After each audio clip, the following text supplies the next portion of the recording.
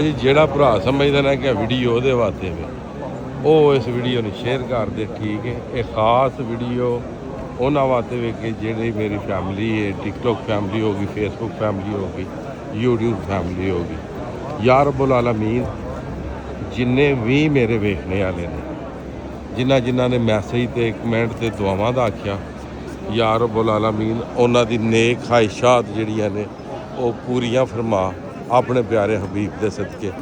या रब्बुल आलमीन जिन्हां दी औलाद कोई नहीं, या रब्बुल आलमीन उन्हां औलादे नरीना ता फरमा। या रब्बुल आलमीन जिहड़े साडे भरावां दे कोल अच्छा कारोबार नहीं, उन्हां नूं अच्छा कारोबार अता फरमा।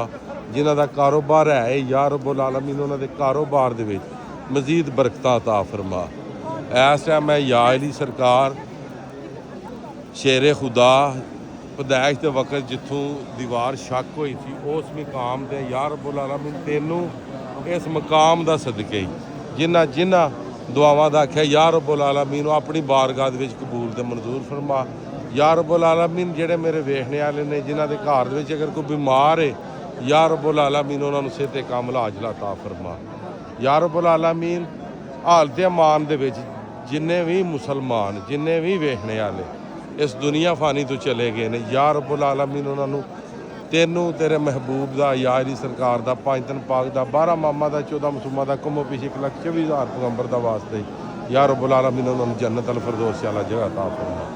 या रब्बुल आलमीन वो सामने मकामी इब्राहिम पे आउंदा तेनों इब्राहिम का वास्ते, या रब्बुल आलमीन मेरे जिन्नियां भी भरावां ने मैनूं दुआवां दा आखिया, अकीदतमंदां ने आखिया, दोस्तां ने आखिया, भरावां ने आखिया, फैमिली चो आखिया, या रब्बुल आलमीन उन्हां दी नेक ख्वाहिशात नूं पूरा फरमा। तेनूं इस टाइम मैं मुकामे अजरे इस्वत ते मौजूद हाँ जी, अजरे इस्वत क्रॉस कर रहे हैं।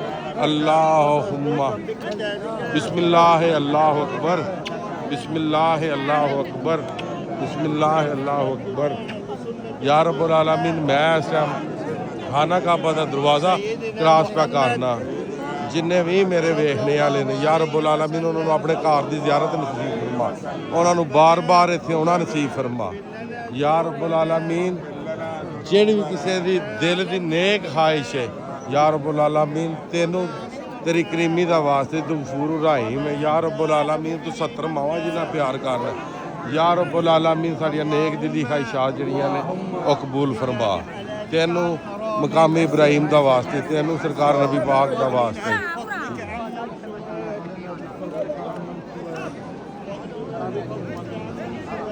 या रब्बुल आलमीन सानू सारे साडे मुल्क पाकिस्तान ते अपना खास करम फरमा। साडे मुल्क पाकिस्तान नू दिन दुगनी रात चुगनी तरक्की करना नसीब फरमा। या रब्बुल आलमीन सानू इस दुनिया तो हालत अमान दे विच खड़ी लब ते कलमा तैयबा जारी होए। या अल्लाह पाक सानू इस दुनिया तो उठाए। बाकी जड़ियाँ दुआवां मंगियां ने, या रब्बुल आलमीन ने भी कबूल कर। जड़ियाँ नहीं मंग सके दुआवां साढ़े हक च बेहतर है, या रब्बुल आलमीन वो भी साढ़े हक दे विच फरमा।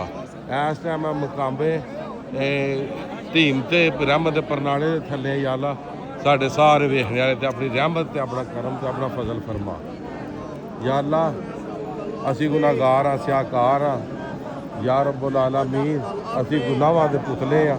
साढ़े कोल अगर कोई सगीरा कबीरा गुनाह होया जिन्ने भी वेखने वाले ने, ठीक है, या रब्बुल आलमीन जिन्ना भी ला इला पढ़े आ जिहड़े मुसलमान ने, या रब्बुल आलमीन साडे सगीरा कबीरा गुनाह माफ हो।